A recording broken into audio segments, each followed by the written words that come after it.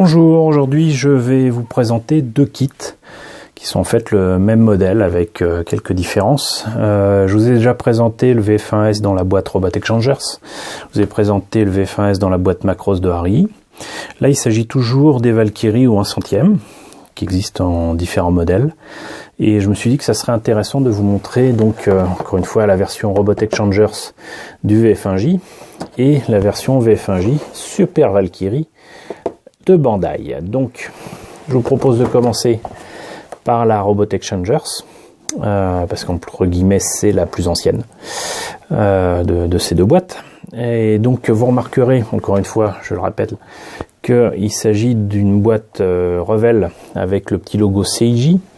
Je ne vais pas revenir sur tout l'historique de Robotech et de l'implication de CJ, Arbois et de Revell là-dessus, mais sachez que donc, pour résumer, Robotech existait avant que la série ne soit recomposée, j'allais dire décomposée, par Harmony Gold à partir de 3 séries japonaises qui étaient Macross, Southern Cross et Mospida. Et bien avant cela, donc Revell avait sorti un ensemble de kits, de maquettes japonaises qui étaient issues de Macross, Orgus et Dougram sous le nom de Robotech. Voilà, pour faire court.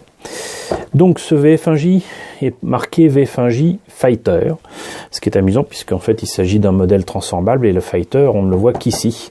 Là c'est le Gearwall qui est là, c'est le Battloid. C'est un kit donc au 1/100. La Valkyrie est transformable, il s'agit du VF1J, de celui que l'on appelle en version Robotech Max Sterling, et qui dans la version Macross originale s'appelle Maximilien Genius. Particularité, c'est la seule Valkyrie qui était en normal. Toutes les autres Valkyries, y compris le VF1D qui pourtant apparaît dans la série sans super pack, toutes les autres Valkyries de Revell apparaissent avec les éléments supplémentaires sur les jambes et les éléments supplémentaires sur le dos. Donc c'était le seul moyen d'avoir la Valkyrie en normal, c'était le VF1J, et j'avais d'ailleurs de mémoire pris plusieurs kits de celui-ci pour pouvoir faire le VF1A, le VF1D et d'autres modèles comme ça en normal. Voilà, parce qu'il n'était pas possible de choisir l'une ou l'autre version. Qu'est-ce que ça donne dans la boîte? On va voir ça immédiatement.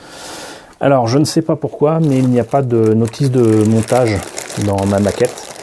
J'ai dû certainement la mettre dans mes archives. À un moment, j'aimais à mettre les notices de montage de mes kits dans des classeurs et les consulter à loisir. Cela dit, c'est exactement le même notice de montage que toutes les autres Valkyries, donc ça ne me pose aucun problème. Et puis maintenant, je connais ça par cœur. Je n'ai pas ouvert le sachet comme vous voyez ici. Les décalcos sont encore en bon état et sont très clairement d'origine japonaise et pas refaites par Revell. Par contre, je note exactement le même problème de flash ici que pour le kit VF1S d'Harry en boîte japonaise. Excusez-moi pour le bruit, mais il n'est pas question que j'enlève le sachet. Les pièces sont devenues un petit peu fragiles visiblement.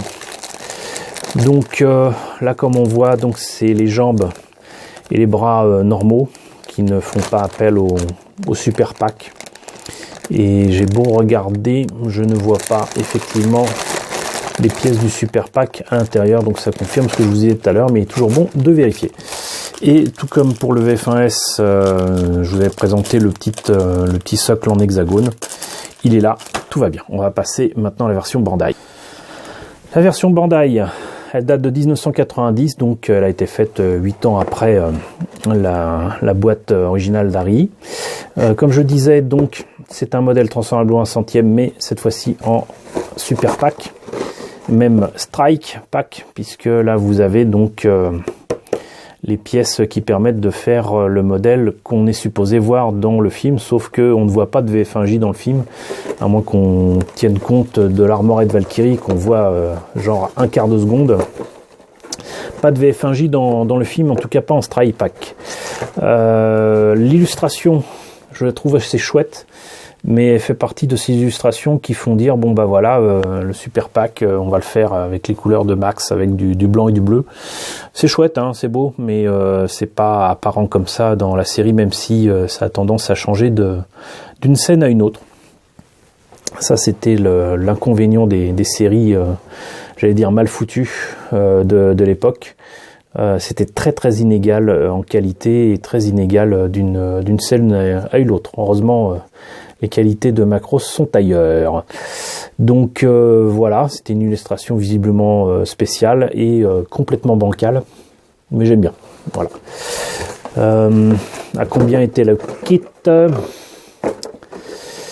Petit kit, tu étais à 800 yens, alors que de mémoire, je crois que c'était 700 yens pour le VF1S 182.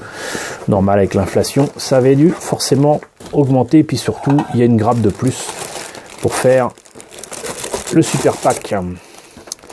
Donc là, on voit d'ailleurs que les pièces en métal, contrairement au VF1S, ne sont pas oxydées. D'ailleurs, je ne me rappelle pas avoir vu ces pièces-là dans le truc de Revell.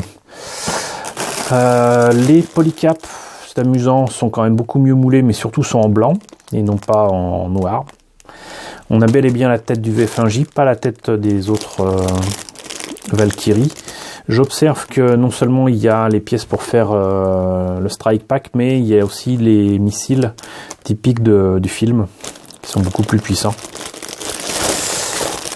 Sinon là, on a quand même les pièces pour faire le super pack comme dans la série, et là les bras donc et les jambes pour le super pack.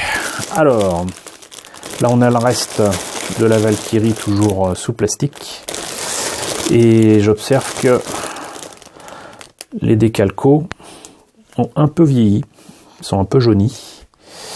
Mais par contre on a différentes insignes ici et là qui sont assez chouettes, et là on peut faire donc très clairement 202 ou 303. Si je me trompe pas, il s'agit des numéros soit pour Max soit pour Miria.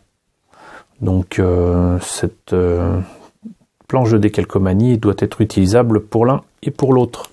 Est-ce que les noms des personnages apparaissent pour le cockpit?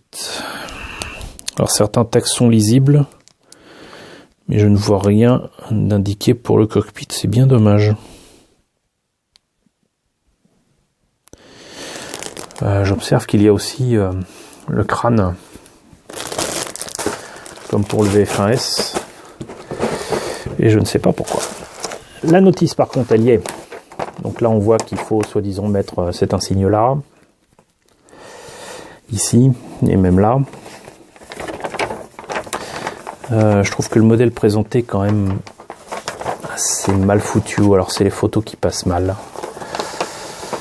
Mais bon, là on a donc ce qu'il faut faire pour le transformer, et la notice de montage est exactement semblable à toutes les autres que je vous ai déjà montrées, donc aucun intérêt de s'appesantir là-dessus. Voilà, donc vous voyez, j'ai le moyen de faire presque 3 VF1J différents, et on va pas s'arrêter en si bon chemin. Je pense que je vais essayer de vous présenter aussi les autres Valkyrie que j'ai encore en Robot Exchangers et en Bordaille. Voilà, j'espère que cette vidéo vous a plu. N'hésitez pas à me dire ce que vous en pensez dans la section commentaires, si vous avez connu, si ça vous plaît ou quoi. N'hésitez pas à liker, n'hésitez pas à partager la vidéo si vous le voulez. Et je vous retrouve très bientôt pour de nouvelles présentations de kits Macross.